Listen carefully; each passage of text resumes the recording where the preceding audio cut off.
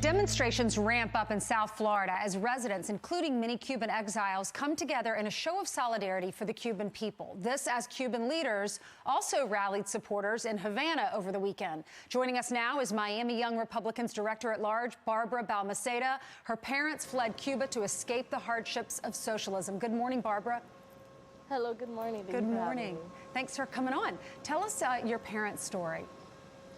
So my parents came here from Cuba 20 plus years ago in the year 1996. My mom was a doctor in Cuba. She won the lottery visa from a patient who put her name in because she was so grateful that my mom, saved her.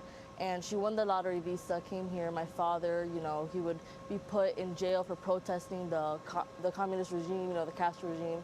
And they came in the year 1996 without knowing, how taxes worked, without ever having experienced these human rights, without having known what it is to be, here in America and the freedoms that they brought. And they came here for my brother and I to have a better life.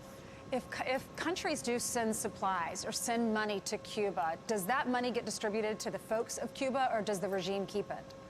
No, and then that's why one of the biggest things that I advocate for is not going back to Cuba. I've been to Cuba only once in my life, and that was to meet my oldest brother and my grandma.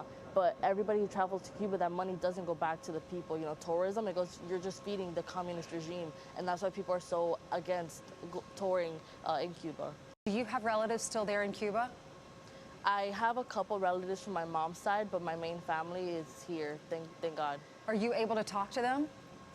No, and especially not in these times. One of the biggest things is that they're cutting out the internet, so we're not in contact. You're seeing the horrific videos that protesters are putting out, and that's one of the things that, the Ron DeSantis, our Florida governor, is championing, is trying to get internet to the Cuban people so we can stay in contact and see what's going on the island as the protests keep ramping up. What has to be done there in Cuba to change? Do you think the regime will be overturned?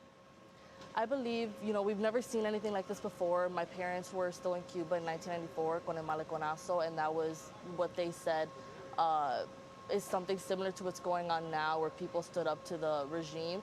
But I think that if we keep the momentum going, if they know that they have support here in the United States from, our Cuban community, not only here in Tampa, but in Miami-Dade and Florida as a whole, that's something that would inspire them to keep going. And again, the biggest thing is we don't need food, we don't need water. They need support. They need to know that we're backing them over here and that we want a free Cuba.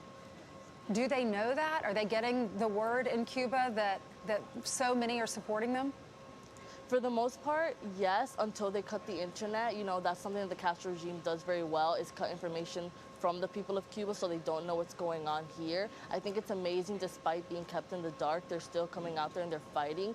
After COVID, the reason all that is going on is not because of COVID. It's not because of the lack of supplies. It's because they're tired of the communist dictatorship that has taken away economic, opportunities for them. That has, they've cut down on freedom of speech, on their human rights, and they're tired of it. They're not fearful of the government anymore, and they're sticking up for themselves. Well, I'm glad your parents made it over safely. Thank you so much. You have our support. Thanks, Barbara.